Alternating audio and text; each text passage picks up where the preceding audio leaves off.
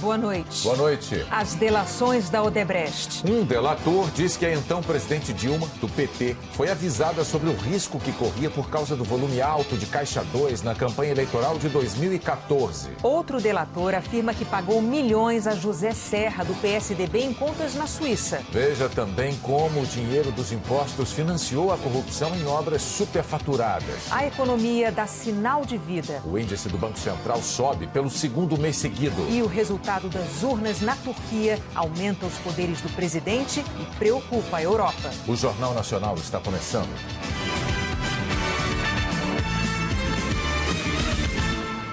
Nos depoimentos à justiça, os delatores da Odebrecht contaram como o grupo gastou bilhões de reais em pagamentos de Caixa 2 e propinas e como obras superfaturadas financiaram a corrupção com o dinheiro dos impostos.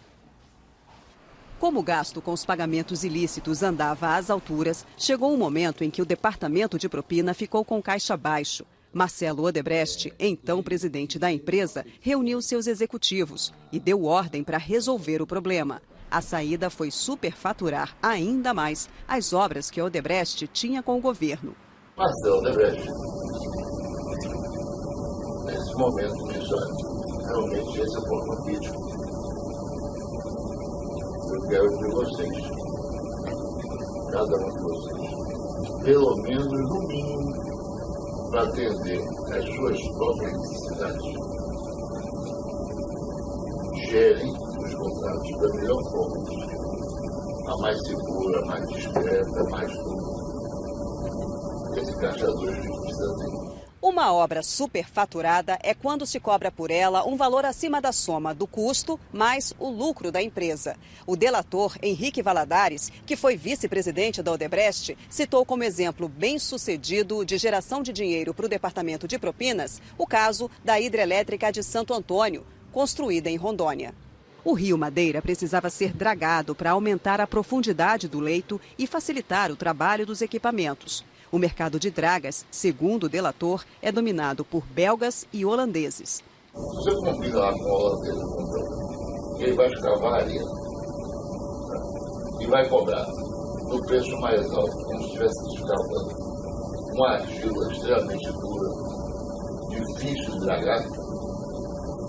Aquilo vai dar um aumento na medição e na fatura dele enorme. E você pode combinar com ele de que ele vai lhe repassar essa diferença lá fora. Em euros. Você paga em euros. E eles devolvem em euros. Então, é uma equação simples. Não é complicado. Através da dragagem, ele resolveu o problema da geração de Caixa 2. O chefe desse setor, Hilberto Mascarenhas, disse que Marcelo Odebrecht estimulava o pagamento de propina com a prática de remunerar seus executivos com bônus proporcionais ao superfaturamento das obras. Quanto mais cara, maior era a possibilidade de geração de propina para engordar o caixa paralelo da construtora. Você quer que o mundo se acabe. Você quer atingir aquela meta para você botar no seu bolso o seu milhão. Nos bônus. Nos bônus. Uhum. Então, fazia qualquer coisa que tinha que fazer para poder atingir. Então, você pedir para um cara desse, que queria aumentar o faturamento da obra dele, mas que o faturamento da obra dele, para aumentar, ele tinha que fazer um aditivo, e esse aditivo estava em cima da mesa de alguém que não estava aprovando, ele ia fazer miséria para aprovar esse aditivo, aumentar a obra, aumentar a... O economista da Associação Contas Abertas explica que quem banca o superfaturamento de obras públicas é o contribuinte. Esse dinheiro não saiu do banco dela, esse dinheiro não saiu da conta dela, esse dinheiro saiu do nosso bolso. Por quê? Porque ela não pegou os seus recursos para pagar e distribuir essa propina. O que ela fez foi superfaturar obras públicas que são construídas com o nosso dinheiro e, com essa margem da gordura, ela distribuiu as propinas. As delações mostram que a Odebrecht apelou para então presidente Dilma Rousseff em vários momentos com medo do avanço da Operação Lava Jato. E que nesses contatos ela teria sido informada sobre doações via Caixa 2. O delator João Nogueira, ex-executivo da Odebrecht, disse que Marcelo Odebrecht estava preocupado com os negócios da empresa por causa da Operação Lava Jato. Em dezembro de 2014, 2 meses após a reeleição de Dilma, Marcelo pediu a ele que marcasse uma reunião com Fernando Pimentel, que tinha acabado de se eleger governador de Minas pelo PT e era um dos aliados mais próximos da ex-presidente.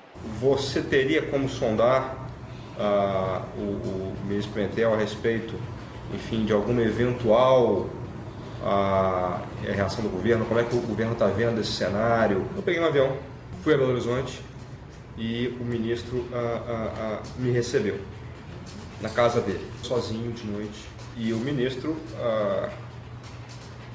me disse que não sabia, mas que iria, de fato, sondar o governo.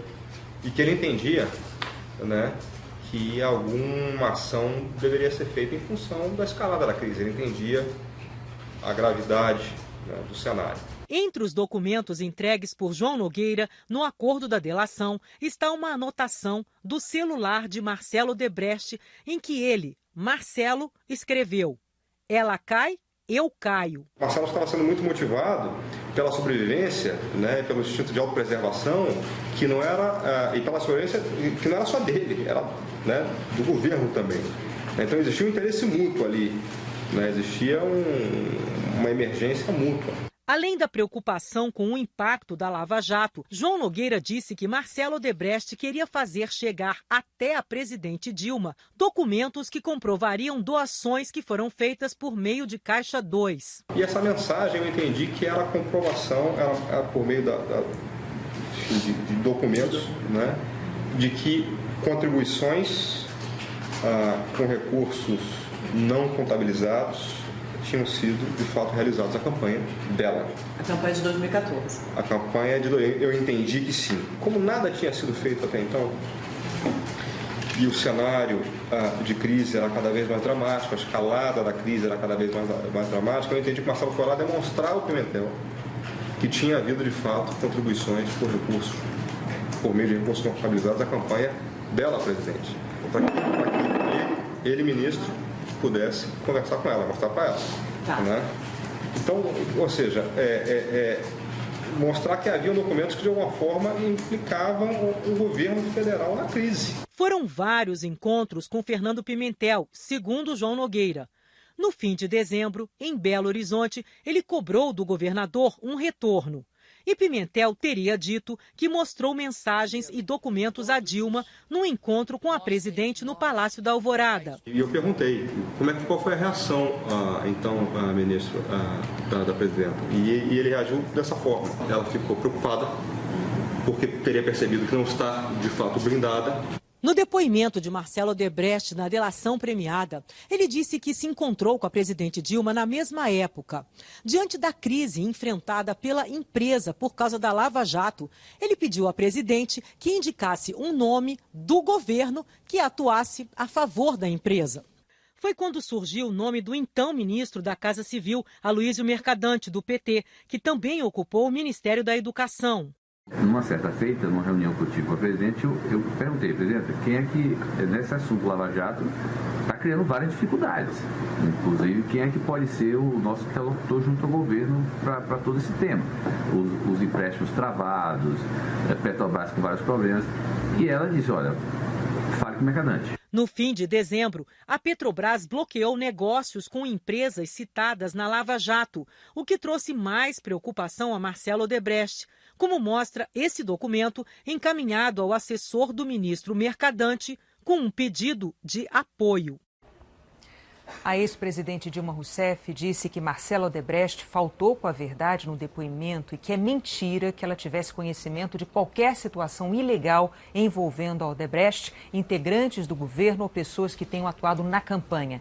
Dilma Rousseff disse ainda que espera que as investigações transcorram com imparcialidade e transparência. A defesa do governador de Minas, Fernando Pimentel, disse que o delator não apresentou nada concreto sobre as denúncias. Disse ainda que Pimentel sempre teve consciência da impossibilidade de qualquer interferência política na Lava Jato e que sempre se comportou reconhecendo a independência do juiz Sérgio Moro e do Ministério Público.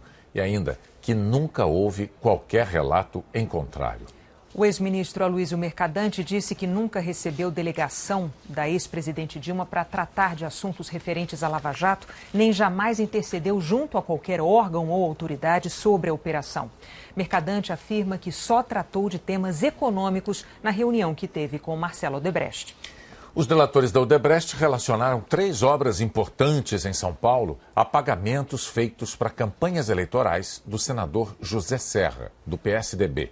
Segundo eles, o senador recebeu na Suíça o equivalente a mais de 10 milhões de reais pelas construções da linha 2 do metrô, do Rodoanel e da ligação entre as rodovias Carvalho Pinto e Presidente Dutra.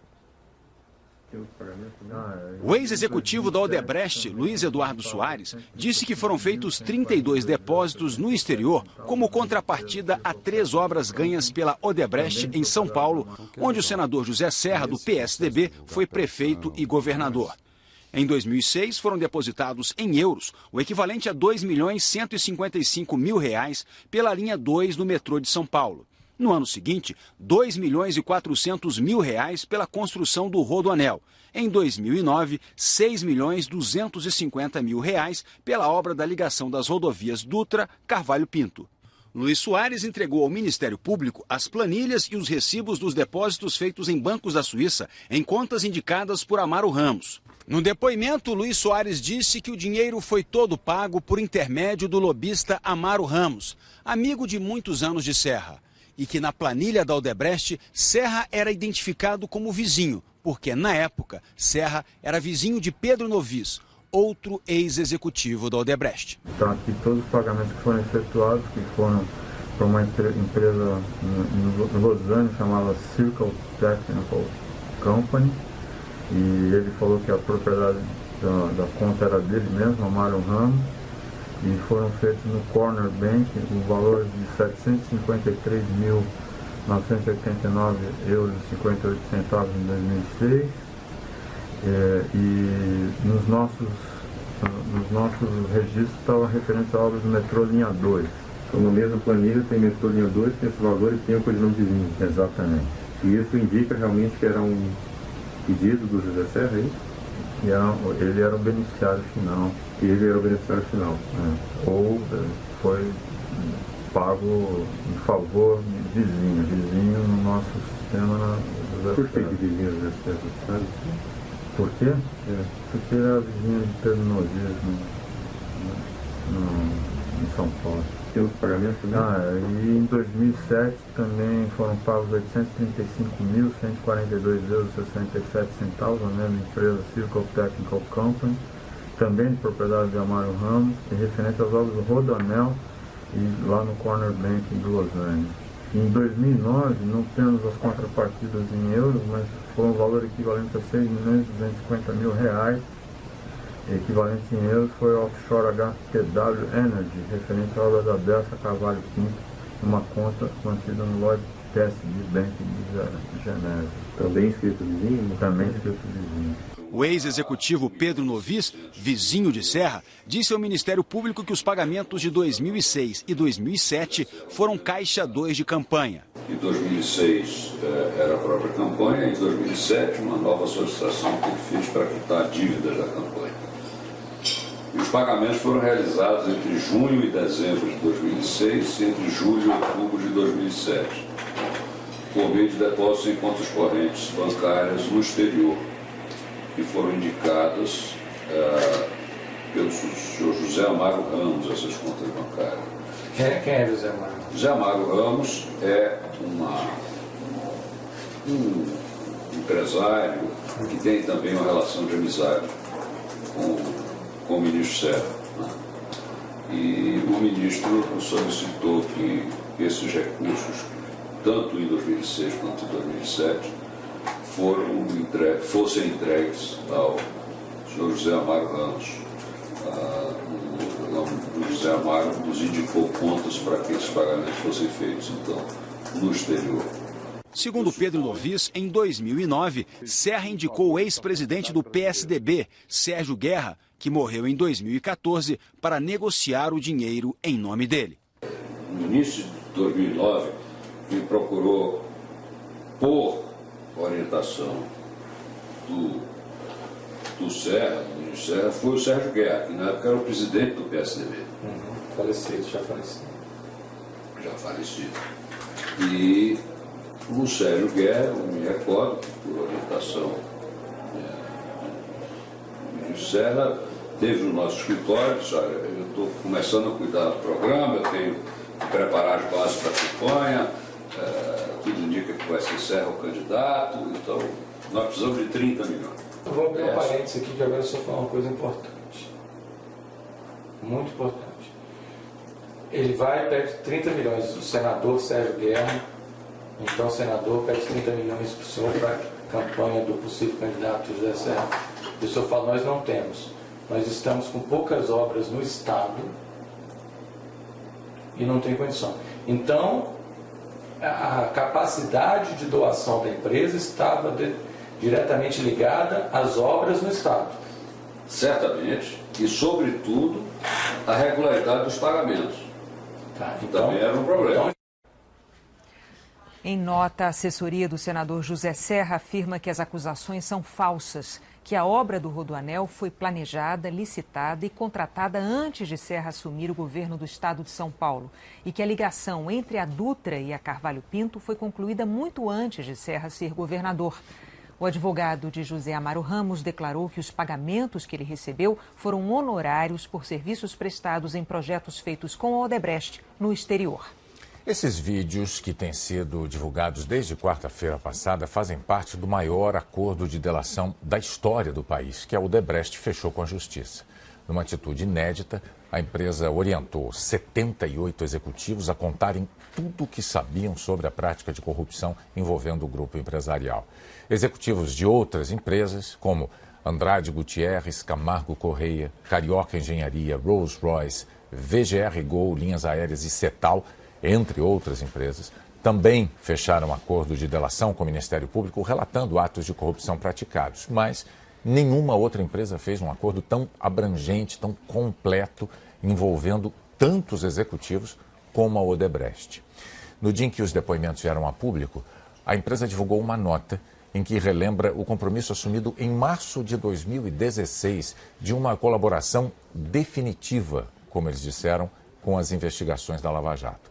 Naquela nota, a Odebrecht lembra que reconheceu seus erros, que pediu desculpas públicas e que assinou um acordo que impôs multas e sanções rigorosas para que ela continuasse em atividade. A nota da Odebrecht também menciona a adoção de normas rígidas de combate à corrupção, com vigilância permanente para que as relações com agentes públicos ocorram sempre dentro da ética, da integridade e da transparência. A Odebrecht informou ainda que especialistas indicados pelo Ministério Público do Brasil e pelo Departamento de Justiça dos Estados Unidos estão monitorando esse modelo novo de gestão. Na nota de março do ano passado, a Odebrecht havia declarado esperar que os esclarecimentos da colaboração contribuíssem significativamente com a justiça brasileira. 200 depoimentos de ex-executivos da Odebrecht ainda estão sob segredo de justiça e muitos deles detalham as ações da empresa no exterior. Era multinacional o setor de propina da Odebrecht. Não atuava só no Brasil. Quando a construtora tinha interesse numa obra, sobrava dinheiro para abrir caminho. A empreiteira admitiu ter comprado facilidades em vários países, além do Brasil. Pelo menos 8 na América Latina e 1 na África. Em cifras, estima-se que os pagamentos da Odebrecht só nesses 9 países chegaram a pelo menos 65 milhões de dólares, mais de 200 milhões de reais. Entre os pagamentos de propina para autoridades e políticos estrangeiros, estão também alguns depósitos em contas de marqueteiros brasileiros que fizeram campanhas para candidatos à presidência de outros países.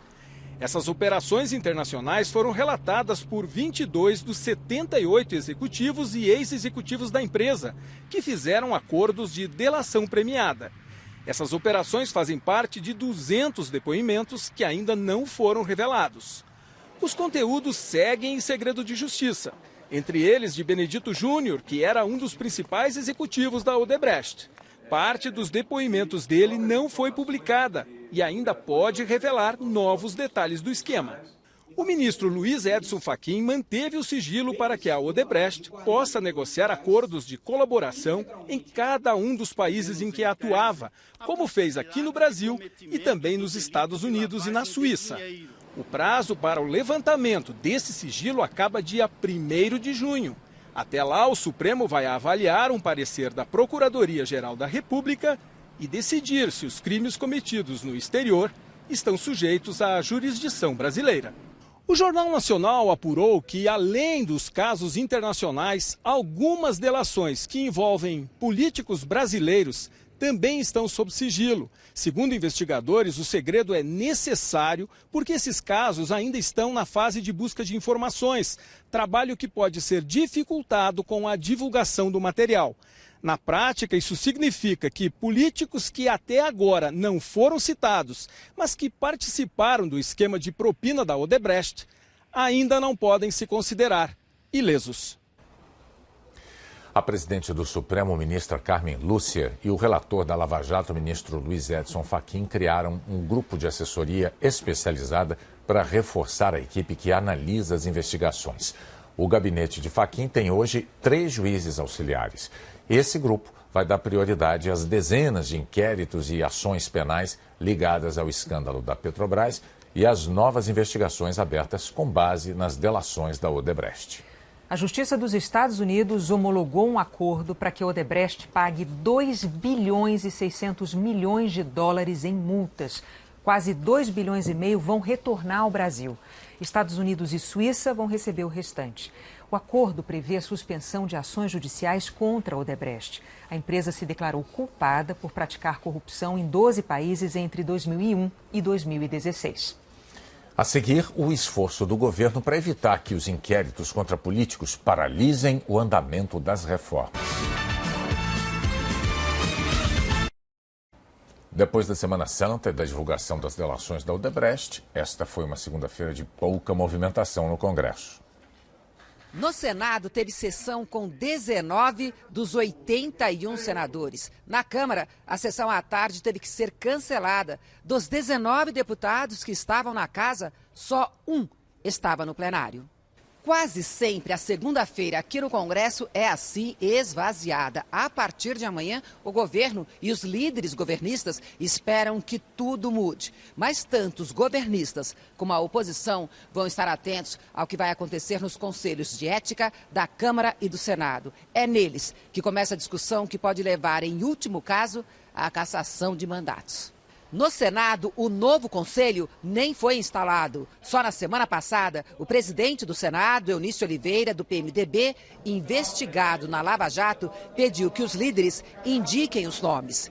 28 senadores são investigados na Lava Jato ou estão na lista da Odebrecht. Entre eles, o líder do governo no Senado, o líder do PMDB, o líder da minoria, o presidente do PSDB, o presidente do PP e o presidente da Comissão de Constituição e Justiça. Senadores já falam que não há muita disposição em se botar o conselho para funcionar. Mais do que a quantidade, a importância dos envolvidos na casa dificulta a instalação. E mais do que a instalação, o funcionamento do Conselho de Ética. Fica difícil acreditar que ele será instalado e que ele funcionará. Na Câmara, 39 deputados estão na lista. Entre eles, o presidente da Casa, um ex-presidente, o líder do PT, um integrante do Conselho de Ética. Quando foi eleito presidente do Conselho, o deputado Elmar Nascimento, do Democratas, disse que a citação na lista não é motivo suficiente para se pedir a cassação de um mandato, que o pedido precisa estar fundamentado em outros elementos. Hoje diz que o Conselho está preparado para discutir os casos. A gente sempre torce para que, como eles mesmos digam, todos eles sejam inocentes, mas a gente tem consciência do dever que temos ali e se alguém cometeu ilícito, tem que ser punido. No Palácio do Planalto, o esforço é para evitar que os novos inquéritos contra políticos paralisem o andamento das reformas. A equipe econômica amanheceu discutindo a reforma da Previdência num seminário. O ministro da Fazenda disse que tem que ser agora. É uma necessidade matemática, financeira, fiscal, isto é. Se o país não fizer uma reforma, no devido tempo, em primeiro lugar, as taxas de juros brasileiras, ao invés de estar caindo como agora, vão voltar a subir fortemente e, ao mesmo tempo, nós temos a inflação de volta. O presidente Michel Temer nem esperou o fim do feriadão. Reuniu ministros e aliados ontem mesmo para discutir o texto da reforma que deve ser apresentado amanhã na comissão especial da Câmara. O governo cedeu em alguns pontos do projeto original, como o tempo de contribuição para receber o benefício integral, que deve cair de 49 para 40 anos. Ação. Essa é a resposta que o presidente quer de seu governo diante dos efeitos da Lava Jato. Hoje ele passou o dia repetindo para sua equipe que o tempo é curto e que quer deixar um legado de reformas. Por isso, todos terão que trabalhar cada dia mais. E que está muito confiante com os resultados que começam a aparecer através do crescimento da economia. Aos ministros envolvidos em delações que se sentirem desconfortáveis, Temer voltou a dizer: estão livres para pedir demissão. O presidente quer que seus aliados no Congresso também mostrem serviço. O governo espera a aprovação da renegociação das dívidas dos estados, urgência para a reforma trabalhista esta semana e a reforma da Previdência na comissão semana que vem. O déficit da Previdência é crescente. Este ano deve chegar perto de 190 bilhões de reais. No ano que vem, passa dos 200 bilhões. Motivos de sobra para não adiar mais a reforma, avalia este economista. A sociedade ela vai ser chamada para pagar essas contas. Os déficits eles vêm do bolso dos contribuintes. Eles são recursos que vêm via orçamento público. Então, é como se a sociedade estivesse abrindo mão de ter investimentos e políticas públicas de qualidade, educação, saúde e segurança pública. O juiz Sérgio Moro aceitou ouvir todas as 87 testemunhas listadas pela defesa do ex-presidente Lula. Segundo o juiz, essa medida é para evitar a alegação de cerceamento de defesa no processo que apura a compra de um apartamento e de um terreno. Sérgio Moro também determinou que o ex-presidente Lula compareça pessoalmente às audiências de todas essas testemunhas. O ministro do Supremo Tribunal Federal, Celso de Mello, arquivou uma investigação contra o deputado Marco Feliciano, do PSC. O parlamentar teria contratado pastores como servidores da Câmara e, por isso, foi acusado de peculato em 2013. Mas a Procuradoria-Geral da República concluiu que não há provas. Os pastores afirmaram que trabalhavam em atividades parlamentares durante o dia e atuavam na igreja fora do horário do expediente, o que é permitido. A seguir, o índice do Banco Central, que mede a atividade econômica, sobe pelo segundo mês seguido. O índice do Banco Central, que mede a atividade econômica no país, subiu pelo segundo mês consecutivo. No campo, a safra é motivo de alegria e a agricultura também empurra a produção da indústria que fornece equipamentos e produtos. As vendas lá fora trazem dinheiro para os exportadores. Tudo isso contou para o índice de atividade do Banco Central subir 1,31% em fevereiro na comparação com janeiro. Foi o segundo mês seguido de alta. O IBC-BR é um termômetro do ritmo da economia e dá uma ideia de como vai ser o PIB, que é a soma de todos os bens e serviços produzidos no país em um determinado período. Em um seminário hoje em Brasília, o ministro da Fazenda, Henrique Meirelles, disse que já há vários sinais de crescimento do país. Já dados bastante otimistas sobre o primeiro trimestre desse ano, né? A economia deve chegar ao final do ano este ano já com um crescimento importante em relação ao início do ano. A economia brasileira enfrentou uma tempestade. Agora, as nuvens parecem estar se dissipando. Os dados que têm saído mostram um horizonte mais positivo, mas isso não significa ainda que estamos livres de trovoadas, segundo os economistas. A queda dos juros e da inflação traz mais confiança para a economia, mas a recessão foi muito grande. Por isso, a retomada do crescimento vai ter solavancos, de acordo com os economistas. Então, nós precisaríamos de pelo menos mais 2 meses para ter uma certeza, né, maior com relação a essa real retomada da nossa economia com relação ao crescimento.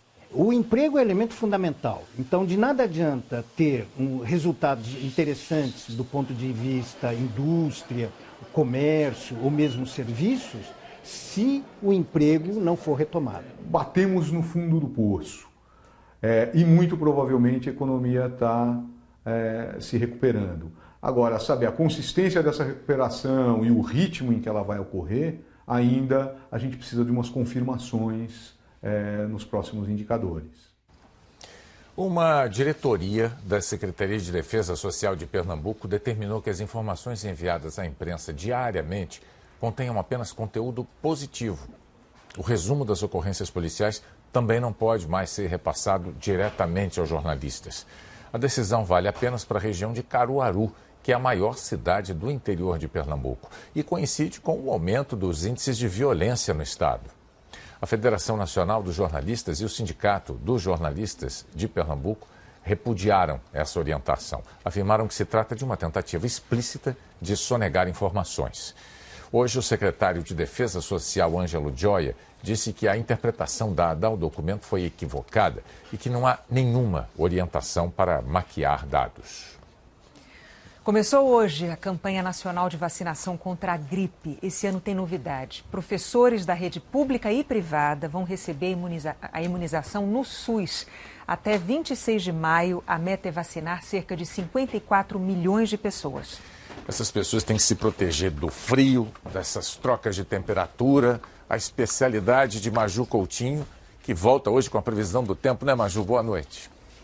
Oi, Bonner. Boa noite para você, para Renata e para todas. Pois é, vou falar do friozinho mesmo e das capitais da garoa, porque além de São Paulo, Rio de Janeiro e Curitiba devem ter uma terça-feira garoenta, viu? Fará friozinho lá na capital paranaense, aqui, olha, mínima de 14 graus, máxima apenas de 19. Aqui em São Paulo o dia começa com 16, a máxima fica na casa dos 23.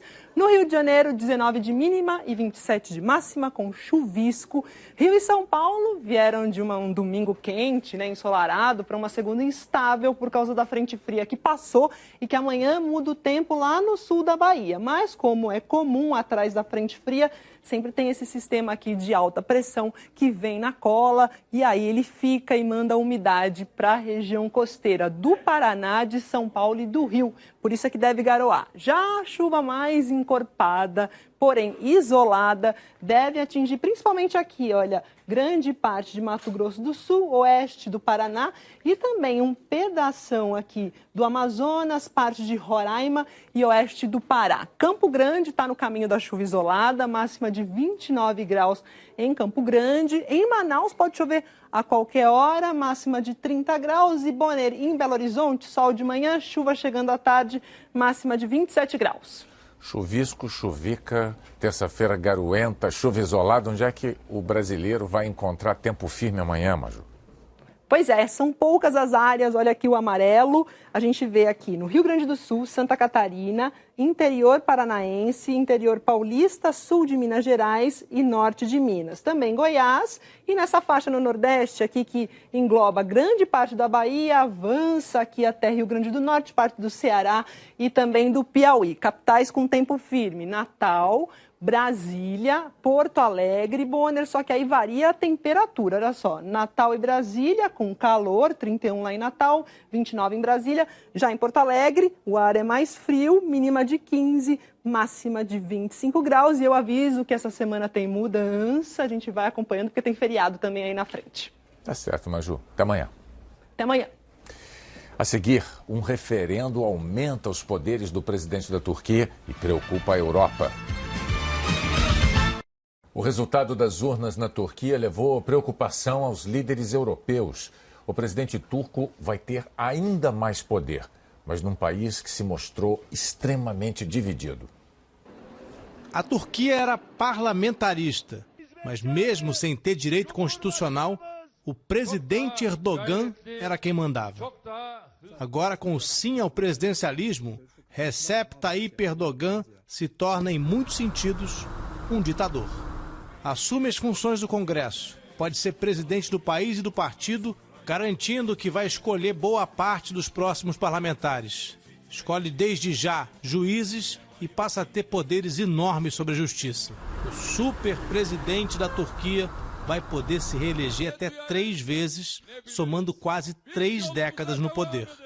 Observadores europeus denunciaram uma série de atos antidemocráticos, como o uso de recursos públicos para a campanha do sim e a obstrução da campanha dos que diziam não aos superpoderes de Erdogan. O presidente turco Recep Erdogan não quis saber da opinião de ninguém.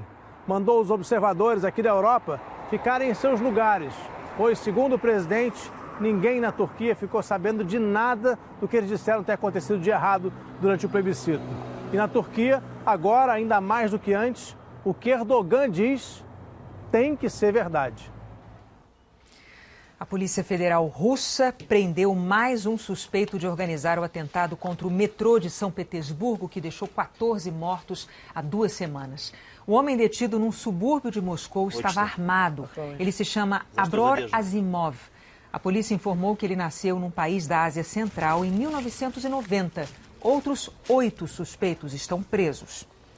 O vice-presidente americano Mike Pence chegou à Coreia do Sul e voltou a alertar que a paciência com a Coreia do Norte acabou. Comporte-se. Esse foi o recado do presidente americano Donald Trump ao ditador norte-coreano Kim Jong-un. Horas antes, o vice-presidente Mike Pence, que hoje visitou a zona desmilitarizada na fronteira entre a Coreia do Sul e a do Norte, já tinha avisado. Nas últimas 2 semanas, o mundo testemunhou a força e a determinação do nosso presidente. É melhor a Coreia do Norte não testar a determinação dele. A viagem de Pence já estava agendada, mas ganhou importância depois que a Coreia do Norte testou mais um míssil no fim de semana. O míssil, de médio alcance, explodiu pouco depois do lançamento. O governo Trump deixou claro que a política de não atacar a Coreia do Norte, que Barack Obama manteve durante 8 anos, já não vale mais. Mas apesar de elevar o tom, a Casa Branca ainda quer encontrar uma saída diplomática para conter o programa nuclear norte-coreano.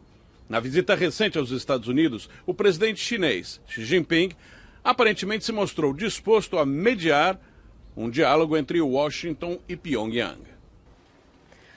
Na Fórmula 1, o clima de tensão está instalado na equipe Mercedes e o motivo são as vitórias da Ferrari nesse começo de temporada. Por esta, os comandantes da Mercedes não esperavam.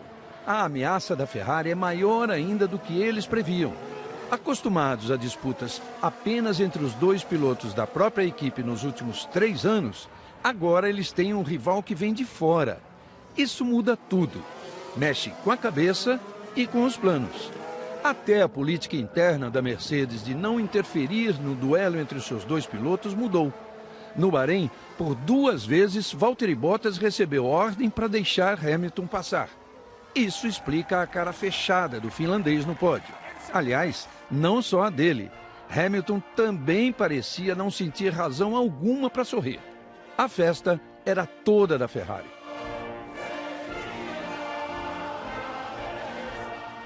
Vettel 2, Hamilton 1. Placar apertado da história de uma disputa que botou fogo na Fórmula 1 e pode esquentar mais. É que não houve ainda um duelo direto entre os dois na pista. Mas isso não vai demorar. Tomara que aconteça daqui a 2 semanas na Rússia. A seguir, a disputa entre Real Madrid e Bayern de Munique por uma vaga nas semifinais da Liga. Amanhã, Real Madrid e Bayern de Munique vão decidir uma vaga nas semifinais da Liga dos Campeões da Europa. No estádio Santiago Bernabéu, quando este senhor caminha e olha para o lado, ele vê letras enormes, como se gritassem para ele o nome do time que dirigiu até menos de 2 anos atrás. Aí está Carlo Ancelotti. Italiano, campeão da Liga dos Campeões pelo Real Madrid em 2014, sem tempo para nostalgia. Porque o atual time dele, o Bayern de Munique, precisa fazer pelo menos 2 gols aqui, na casa onde agora Ancelotti a visita. No primeiro jogo do confronto, semana passada, Cristiano Ronaldo foi o protagonista. 2-1 em Munique. O Bayern deve ter a volta do atacante Lewandowski, que estava lesionado, e o time espanhol terá novidade no ataque. Isco é o mais cotado para substituir Bale, que se machucou. Para um dos capitães do Real Madrid, existe ainda outro motivo a mais para se motivar. Jogadores com a história dele no clube contam-se nos dedos. Nos dele, contam-se títulos. Liga dos Campeões da Europa, Campeonatos Espanhóis, Copas do Rei. E quantos jogos amanhã pelo time? Vezes 100. O jogo 400 de Marcelo no Real Madrid. Quando o Sérgio Ramos não joga, é ele o capitão da equipe e tem suas obrigações. A gente tem que dar exemplo, tem que ajudar quem chega, tem que brigar quando está alguma coisa errada, né? Em casa, antes de seguir para a concentração, o lateral relaxa. Tanto que nem se tocou com ela. Acariciando a zebra, Marcelo. Será que dá zebra? Não dá não, pô. O quê? Será que dá zebra? Amanhã a Globo transmite Real Madrid e Bayern de Munique às 3h45 da tarde, hora de Brasília. Logo depois de Força do Querer, estreia a super série Os Dias Eram Assim. Em seguida, vem Tela Quente e o Jornal da Globo. Uma boa noite. Boa noite, até amanhã.